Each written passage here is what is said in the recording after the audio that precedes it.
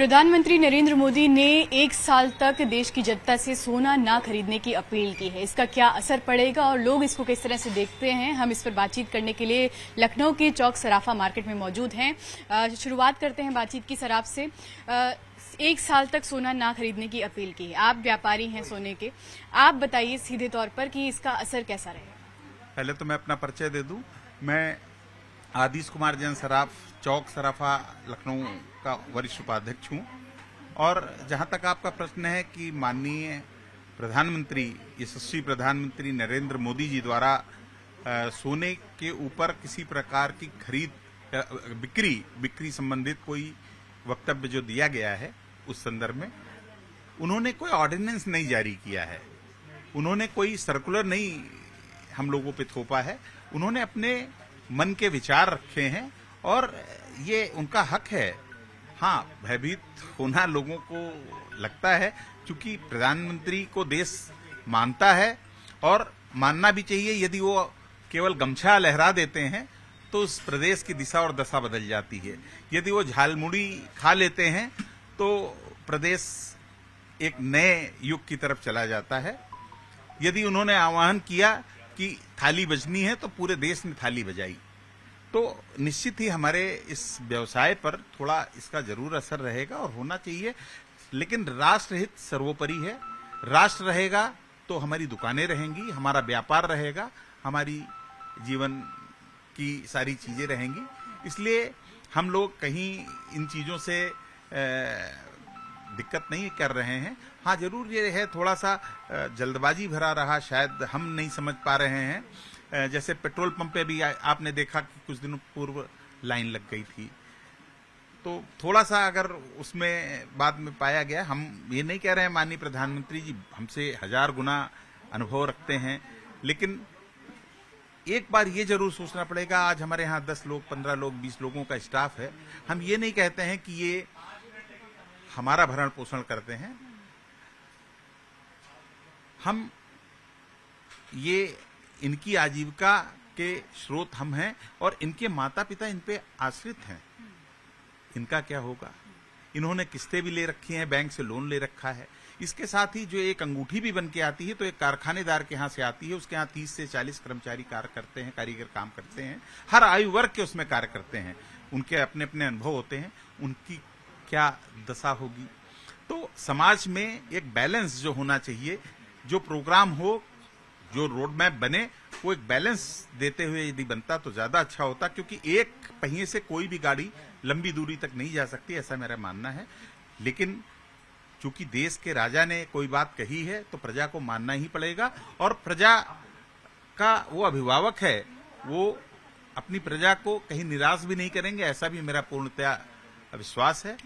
और देश सबसे पहले है, नेशन इज फर्स्ट। तो मैं तो जो भी चीज होगी, जो उनकी आज्ञा होगी, हम उस रूप में कार्य करेंगे। एक छोटी सी दुकान से भी कई सारे कारीगर, जैसे आपने कहा कि जुड़े रहते हैं, उनकी आजीविका जुड़ी रहती है। ऐसे में उन्होंने कहा है कि जो विदेशी मुद्रा है उसको कम करने के लिए ऐसा स्टेप लिया जा सकता है। आपको लगता है कि इसका लॉन्ग टर्म असर देखने को मिलेगा? देखिए, असर तो पिछले 1.5 साल से सोने चांदी के जो रेट में निरंतर वृद्धि होती गई, उसका बाजार पे काफी व्यापक असर पड़ा है। अब रही बात उनके इस वक्तव्य की, उन्होंने मात्र वक्तव्य दिया है, कोई ऑर्डिनेंस नहीं जारी कर दिया है। कतई पैनिक होने की जरूरत नहीं है। हाँ, 2-3 चीजें ऐसी जरूर आती हैं कि यदि हमारी बिक्री ही नहीं हुई और किसी जरूरतमंद को अपना जेवर बेचना पड़ता है तो खरीदना भी हमें रहता है। हमारे पास यदि रुपया ही नहीं हुआ, इनपुट नहीं हुआ, तो हम आउटपुट कैसे देंगे? ये जरूर कुछ विषय हैं, लेकिन मुझे विश्वास है आदरणीय प्रधानमंत्री जी यदि कोई योजना लाएंगे तो वो उसमें हम सभी का, कारीगर हो, चाहे हमारे कर्मचारी हो, चाहे हमारे व्यापारी वर्ग हो, सभी का समावेश रहेगा। उनके हितों को ध्यान में रख के ही बनाया जाएगा। ठीक है। तो एक ये अपील की गई है प्रधानमंत्री की तरफ से, उस पर अपने विचार रख रहे हैं और भी लोग हैं, उनसे बात कर लेंगे। आपसे भी जानना चाहेंगे कि जो अपील की गई है पीएम की तरफ से कि 1 साल तक शादी हो, कोई ब्याह हो, लेकिन सोना ना खरीदें। अगर सोना नहीं खरीदेंगे तो हम लोग क्या करेंगे? दुकान बंद कर देंगे तो क्या करेंगे? जैसे हमारा तो इसी से खर्चा चलता है, घर चलता है, परिवार चलता है। अगर ये दुकान ही बंद हो जाएगी तो हम क्या करेंगे फिर? आप बताइए, इसमें और क्या ही कर सकते हैं। सर, आप लोग भी यहाँ पर शॉपिंग के लिए आए हुए हैं, गोल्ड खरीद रहे हैं। आप लोगों को क्या लगता है कि जो प्रधानमंत्री ने कहा कि विदेशी मुद्रा कम करने के लिए अपील की, उसका क्या असर है? असर ये रहेगा कि अगर सोना नहीं खरीदेंगे, घर में शादी पड़ेगी या और कोई भी फंक्शन पड़ेगा, उसमें क्या करेंगे? सोना तो करना ही पड़ेगा, देना ही पड़ेगा, सोना खरीदना ही पड़ेगा। क्योंकि ये जो सामाजिक चीजें होती हैं उनमें जरूरत रहती है। बिल्कुल जरूरत रहती है। अब लड़की की शादी है या किसी को गिफ्ट देना है तो सोना ही देना होता है, या अगले ने कुछ दिया तो सोना ही उसको वापस करना है। इस तरह का तो सब चलता ही है ना। और भी कुछ कस्टमर्स हैं, उनसे भी बात करना चाहेंगे।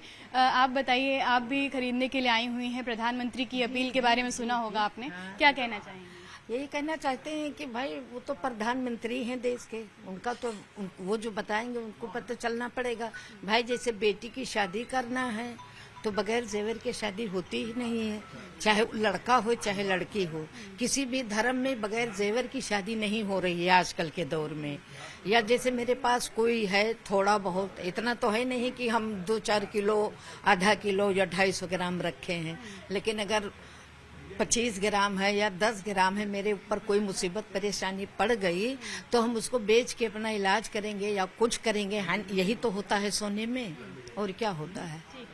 यानी कि आम तौर पर हम अवॉइड कर सकते हैं शॉपिंग करना, लेकिन कुछ खास मौके होते हैं जिसमें जरूरी होता है, तब लोग खरीद रहे हैं।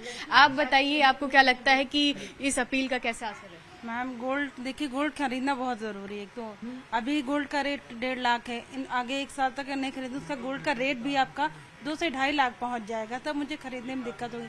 या किसी ने मुझे गिफ्ट दिया गोल्ड का तो मुझे गोल्ड का ही गिफ्ट देना है उसे। अगर नहीं देंगे तो हाँ, चांदी देना है, वो तो बहुत जरूरी है मैम खरीदना। तो गोल्ड के रेट्स को लेकर भी डर है लोगों में। आपसे भी जानना चाहेंगे कि आप इस बिजनेस को देख रहे हैं, अगर पीएम मोदी की अपील पर लोग नहीं खरीदते हैं, आप इसका क्या इफेक्ट देखते हैं और आप इस अपील को किस तरह से? सबसे खास फर्क तो हमारे जो कारीगर वर्ग के लोग हैं उन पे पड़ेगा, क्योंकि उनकी रोजी रोटी ही हमारी ट्रेड ज्वेलरी से ही चलती है। फिर हमारा आता है स्टाफ, फिर उन पे इम्पैक्ट आएगा। हम लोग तो खैर चलिए गुजारा कर लेंगे, मगर ये जो सैलरी बेस पे या जो मंथली इनकम जिनकी होती है उस पे बहुत बड़ा इम्पैक्ट पड़ेगा अगर गोल्ड के ट्रेड पे कोई इम्पैक्ट आता है इसका। क्योंकि इससे एक आदमी नहीं, इससे 25 घर चलते हैं, 25 से 30 घर चलते हैं। आपकी जानकारी के लिए बता दें, क्योंकि स्टाफ के साथ जो कारीगर वर्ग है उसका भी पूर्ण पोषण इसी से होता है। स्टाफ जो होता है उसका पालन पोषण इसी से होता है, और छोटी सी दुकान से भी कई सारे लोग जुड़े रहते हैं। और भी कुछ लोग यहाँ पर मौजूद हैं, उनसे भी बातचीत करेंगे कि क्या असर पड़ रहा है। बाबूजी, आपसे जानना चाहेंगे, आपको लंबा एक्सपीरियंस रहा है सोने चांदी को लेकर, आप इस अपील को किस तरह से देखते हैं कि क्या होना चाहिए?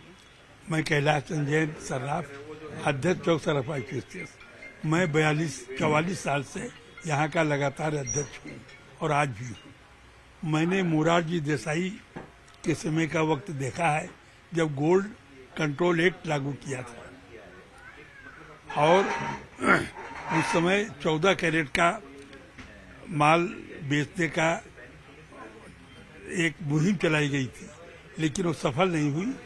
लोगों को 18 से नीचे पसंद नहीं आया, और इसे तो 22 कैरेट।